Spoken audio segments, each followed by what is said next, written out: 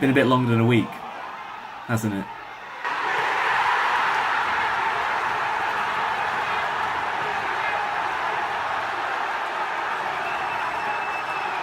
Hello ladies and gents, welcome back to another episode of, I'd say, Last Week in Football, but is it really?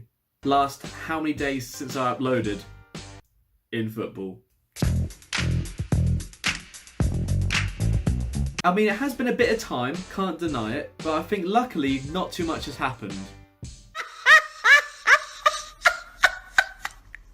Bruh.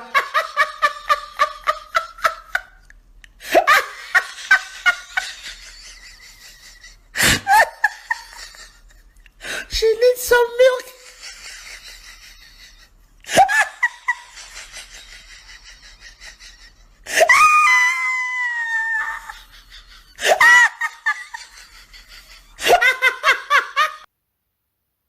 Oh, well done. But we start off with this, and this might become a new segment for future uploads. We'll wait and see till then, but...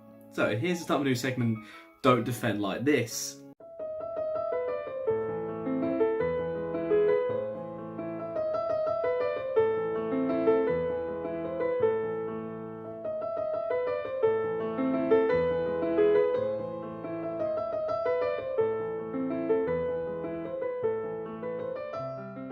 Okay, now we have some very big news. It's only gone and happened, ladies and gents. We've only gone and found it.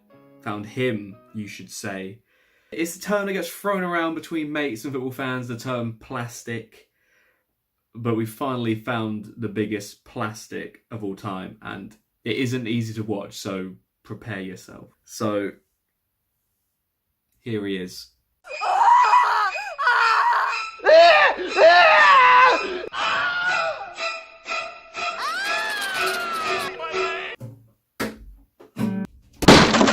One thing that's become very accustomed to football in our country is unique celebrations. You see some very weird ones with meaning, one that have no meaning whatsoever, and then there's this one.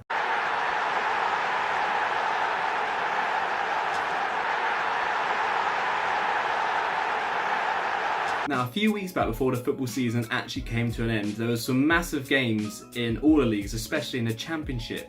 And there was this game between Leeds United and Aston Villa, which featured one of the most controversial goals I can remember seeing. So basically, Villa striker Jonathan Kodjia goes down, injured. Everyone slows up, including a number of Leeds players, making it appear that they were going to put the ball out so Kodjia could get some treatment. Then, all of a sudden, they sped up, played the ball down the line to Matthias Klick, who cut in and scored, and Villa players, staff, fans were fuming, to say the least. So much so, one of the commentators described it as this. Naughty, naughty, naughty. Now, arguably there was no whistle and should always play to the whistle, but it really did appear that Leeds players psyched out Villa players in a way by slowing the game down, making it appear there was going to be a stoppage, and then saying, no, that. So it was absolute carnage after the goal. Players were grabbing each other, looking like their fights are going to break out. Leeds forward Patrick Bamford hit the deck, and it just turned out he was, auditioning for a big Hollywood movie role, it turns out. Best picture. And this act results in Anwar El Ghazi getting sent off. But after a few minutes of strong arguing and a lot of debating, Leeds manager Marcelo Bielsa decides to do this. And that's what it looks like he wants. He's pointing at his defenders. And Adoma is going to go on. Janssen hasn't got the memo. But Adoma will put it in, and we're back where we started. And now there's, yeah. Now, fair play to Bielsa. He wasn't a fan of the situation. He wanted it not to go down that road. So they let Villa score, and the game finished 1-1. And after the game, Villa tweeted this.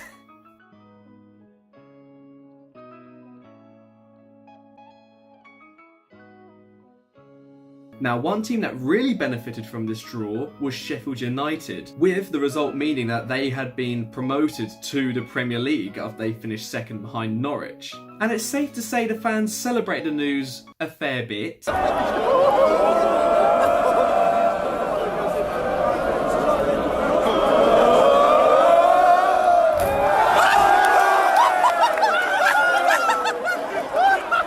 have no words for this. Let's just watch it again.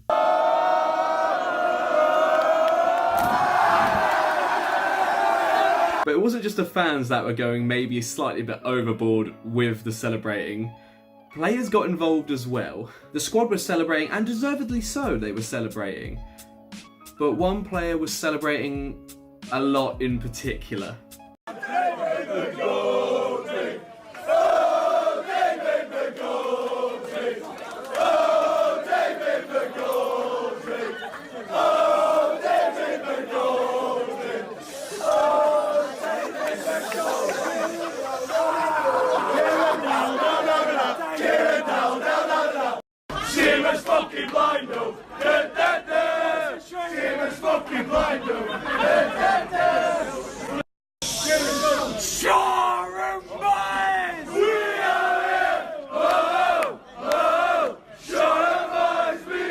There isn't a chance in hell he went to training the next day. But the celebrations for the Blades didn't stop there, as a Sheffield United fan tweeted this, a picture of him and his mates in a car with Sheffield United player Chris Basham, with this caption: "Basham has just got in our car and we've took him to Spearmint. Ha ha ha ha." Amazing. This is the player-fan interaction you want to see more of in the game. God knows where he got the lolly from, though. Also, in the past few weeks, we came across an example of the apple really doesn't fall that far from the tree, of this picture of Luis Suarez with his son biting his shoulder. She needs some milk. Now, something that is truly admirable from football fans that you can't take away from them is the fact that no matter if a particular player is having a terrible game or was really struggling as of late, fans will keep supporting him and will always show support to them no matter what. With backing from their fans, footballers believe that they can do anything, which goes a long way for them. Sadly, Marcus Rashford had one supporter that, in this moment, didn't have much backing of him.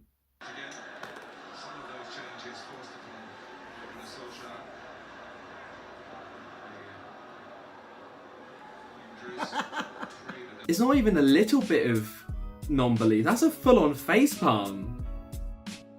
Sadly for them, this clip does sum up a lot how Manchester United's season has been. Well, that clip and this clip, courtesy of Alan Shearer. And built up, very similar to at Liverpool also, and that's where Ollie wants to get to. I mean, at the minute, as in terms of football teams, Man United are Now, as we've seen over the past few weeks and in the most recent video, one competition this year that has been simply ridiculous has been the Champions League. And we got to the stage where we're heading towards the semi-finals. And Liverpool got themselves a very tasty tie as they came up against FC Barcelona. So with this, they get a nice little European away day. You know, can't be beat, fair play. But apparently it wasn't so much smooth sailing for the fans before the game. Hello, my name's Amelia. I'm a reporter for the Liverpool Echo and I'm at the Plaza Royale, but earlier this afternoon hundreds of Liverpool fans were camped out, singing songs, had the banners out, we're all enjoying a European away. They were moved out of the square and now, as you'll be able to see behind me, the square has actually been completely cordoned off by Spanish police. I'd say there are close to 50, 60 police in the square at the minute. There's about 15 police vans. The entire square is cordoned off. They're not letting anyone in. They did what? All of the Liverpool supporters, you might be able to hear them already, have just been dumped straight back out onto La Rambla behind me, which means that there's hundreds of Liverpool fans that have just been walked straight out onto La Rambla and are all congregated in a small space just outside. They're not letting their spirits be dampened by it. You can probably hear them singing behind me. They're all still singing Allay, Allay, Allay and trying to make the best of it. But the main square where Liverpool supporters were congregating has now been completely cordoned off. Who do they think they are? The absolute audacity of the Spanish police, leading to poor Miss Amelia here feeling the need that she has to do a piece to camera on her phone like she's nearby the front line in the Middle East. So this she posted on Twitter, and this response out of all of them is one that really tickled me. Breaking news, travelling football fans asked to move up the road a bit.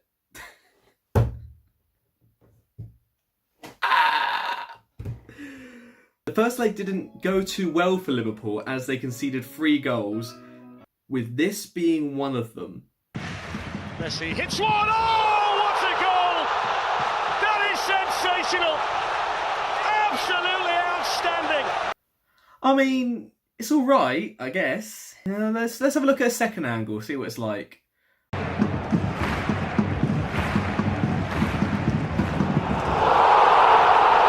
Yeah, I guess it's good. Put it this way, Rio Ferdinand and Gary Lineker's reactions to this goal sum it up best.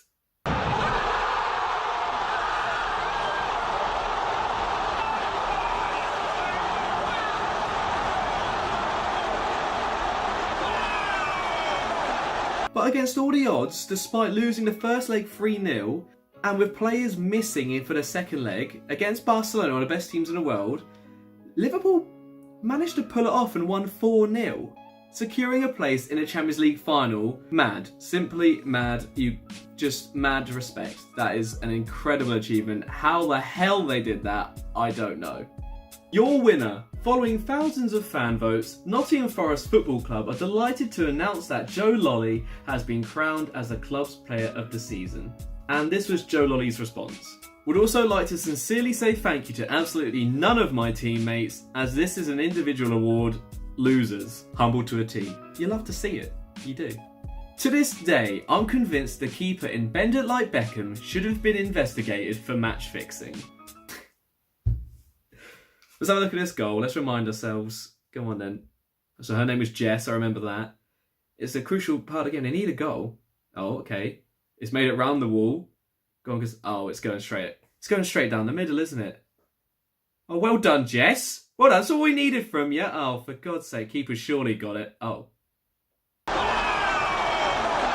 Now, there's no doubt about the fact that being a professional football manager must be a very stressful job to have at times. And one man that has been a football manager for quite some time now is Cardiff City manager Neil Warnock. A man who never fails to entertain football fans watching, whether it's at the game or on TV. But it's now starting to look like a long time in a job might be leading to Warnock losing his mind a little bit at times. Like, what is happening right now? Why is he squaring up to the cameraman? So it's an amazing clip, and with it someone ended up producing this.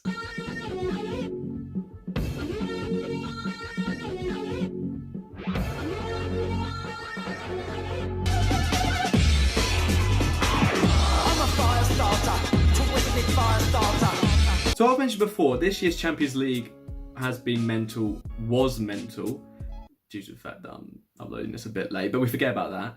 In the other semi-final, of course, it was Tottenham Hotspur versus Ajax, and in the first leg, Ajax managed to win 1-0 away at New White Hart Lane. So Tottenham had a lot to do in the second leg, and going 2-0 down in the first half didn't help, it's fair to say, but they managed to fight back thanks to 2 goals from Lucas Moura to get back into the game, and in the last seconds, this happened. Here's Dele Alli, here's Lucas Moura, oh they did it! I cannot believe it! Lucas Moura with the last kick of the game!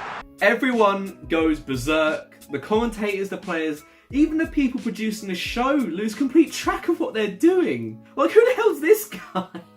Who the hell is that guy? Why is it cut to him for half a second? We've finally seen an example of TV production crew limbs. And again, the pundits covering the game gave us a pretty good reaction to the goal. Steady on, Rio. Poor Glenn Hoddle has only just got back after being hospitalised. He had a heart attack. Steady on. Another competition that was simply mental this year was the Premier League.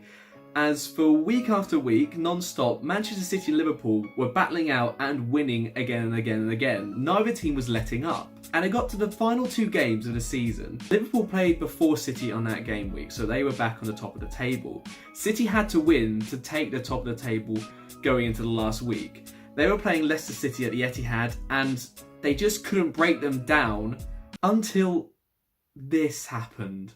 Perhaps we'll have a shot here as a dig! And how about that? How about that? I mean, how has he done that? Where do you want your statue, Vincent Kompany?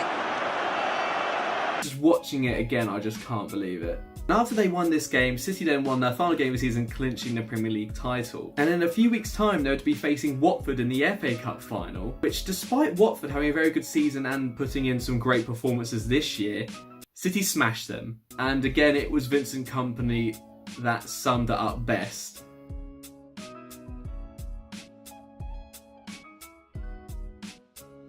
When you come on in the 89th minute and a scout's watching.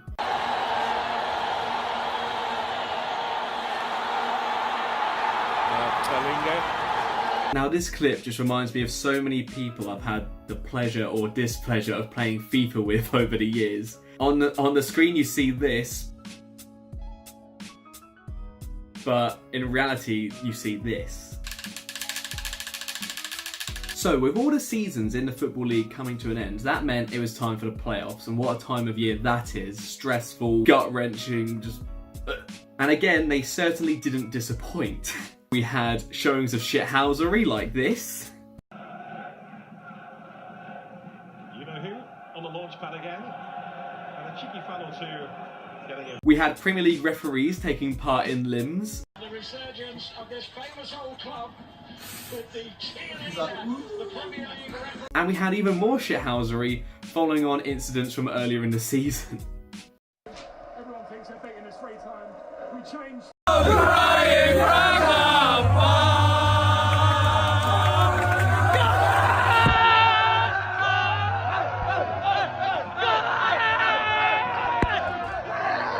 And what better way to finish off this episode with just an unreal showing of limbs.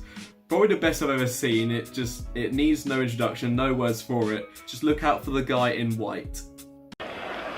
Chris Fairclough ended a 3-month barren spell in front of goal with a timely and elegant addition, and the revival had become a transformation. Howard Wilkins. And as the end of this episode, I hope you've all enjoyed watching. Thank you for watching.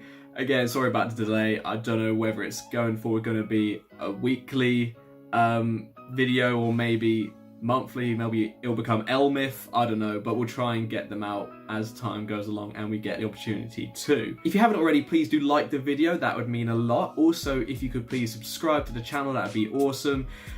So you wouldn't miss out on future videos. We do like to stream a lot, so you can also not be missing out on the streams we do on this channel.